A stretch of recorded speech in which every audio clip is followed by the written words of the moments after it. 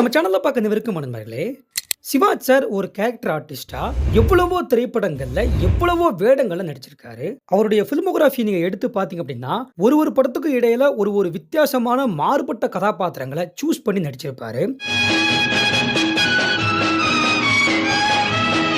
இப்போ கொஞ்ச நாளாவே சமூக வலைதளங்கள்ல பார்க்கும்போது, இந்த சிறை படத்துடைய வெற்றிக்கு அப்புறமா நெறைய போலீஸ் படங்கள பற்றி பேச ஆரம்பிச்சிருக்காங்க. ஒரு போலீஸ் படங்களும் எந்த மாரிலாம் இருக்கு, ஒரு நடிகரும் எப்படிப்பட்ட போலீஸ் படங்கள நடிச்சிருக்காரு அப்படின்றத இப்ப பேசிட்டு இருக்கிறாங்க. இந்த மாரிலாம் பேசிட்டு இருக்கும்போது எனக்கு ஞாபகத்துக்கு வந்தது எஸ்பி சௌத்ரி தான். அப்ப அத பத்தி ஒரு வீடியோ நம்ம சேனல்ல போடணும் அப்படின்னு சொல்லி ஆசைப்பட்டேன். ஆனா சிவா சார் கிட்டத்தட்ட 300க்கும் மேற்பட்ட படங்கள்ல நடிச்சிருக்காரு. அவர் தங்கப்பதக்கம் படத்துல மட்டுமா போலீஸா நடிச்சிருப்பாரு. நெறைய படங்கள்ல கன்ஃபார்மா நடிச்சிருப்பாரு. ஸோ அத பத்தி ஒரு ரிசர்ச் பண்ணி ஒரு வீடியோவா பண்ணலாம் அப்படின்னு சொல்லி நான் ஆசைப்பட்டேன். ஸோ இன்னைக்கு நாம இந்த ஒரு வீடியோல நடிகர் திலகம் நடித்த போலீஸ் வேட கதாபாத்திரங்கள் என்னென்னன்றது தான் பார்க்க போறோம்.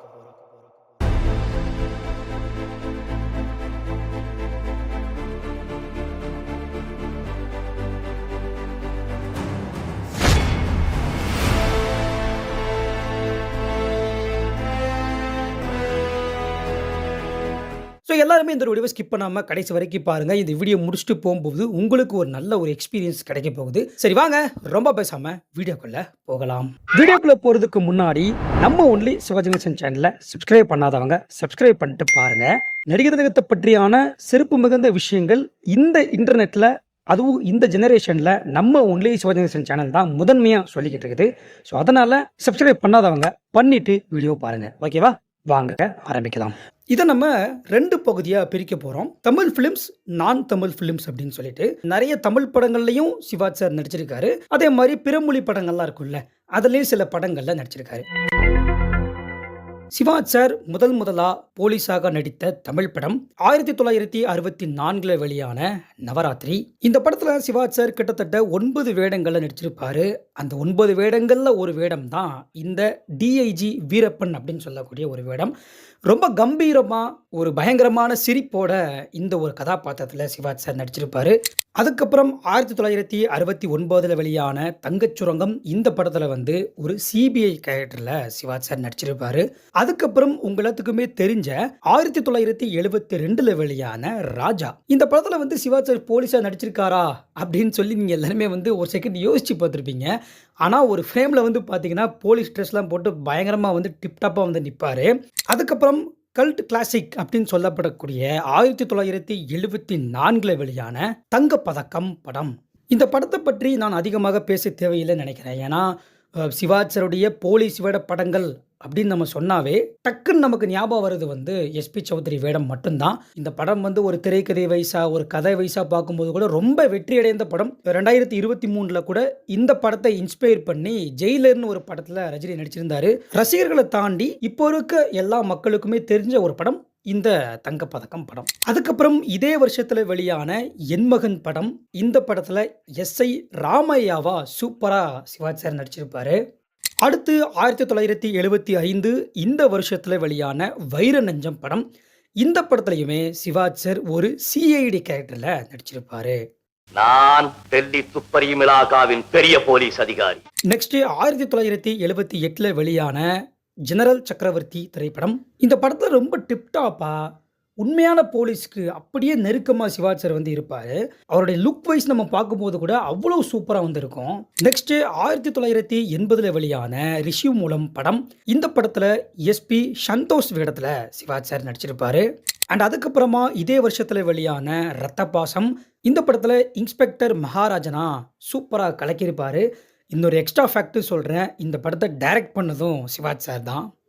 நெக்ஸ்ட் 1982 வெளியான சங்கிலி படம். இந்த படத்துல டிஎஸ்பி சரவணனா நடிச்சிருப்பாரு. இதுல பிரபு சார் நடிச்சிருப்பாருன்றது உங்களுக்கு தெரியும். நெக்ஸ்ட் இதே வருஷத்துல வெளியான தீர்ப்பு படம்.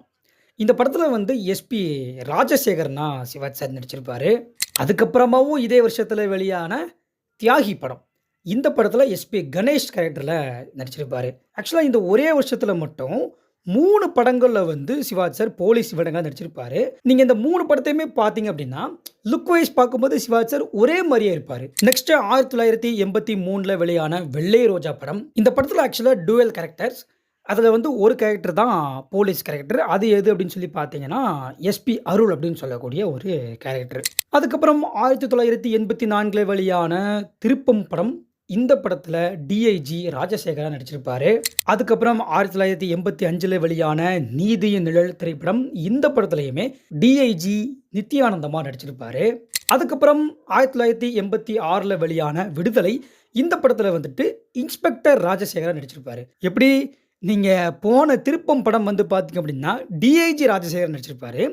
இதே விடுதலை படத்துக்கு வந்துட்டீங்க அப்படின்னா, இன்ஸ்பெக்டர் ராஜசேகரன் நடிச்சிருப்பாரு. அண்ட் அதுக்கப்புறம் ஃபைனலா சிவாஜி சார் நடித்த போலீஸ் வேட தமிழ் படம் எது அப்படின்னா, 1988 வெளியான புதிய வானம் திரைப்படம். இதில வந்துட்டு டிஐஜி பாண்டித்துரையா சிவாஜி சார் நடிச்சிருப்பாரு. ஓவராலா பார்த்தீங்க அப்படின்னா, இவ்வளவு தமிழ் படங்கள்ல, இவ்வளவு போலீஸ் கதாபாத்திரங்கள்ல சிவாஜி சார் நடிச்சிருக்காரு. கிட்டத்தட்ட அதிகமா வந்து பார்த்தீங்கன்னா, எஸ்பி தான் அதிகமா இருக்குது. ஸோ எஸ்பிக்கு அடுத்து டிஐஜி அண்ட் அதில வந்து 1, 2 வேணா பார்த்தீங்க அப்படின்னா, சிஐடி இந்த மாரி வந்து இருக்குது. அடுத்து நம்ம பார்க்க போறது, சிவாஜி சார் நடித்த பிறமொழி போலீஸ் வேட படங்கள்.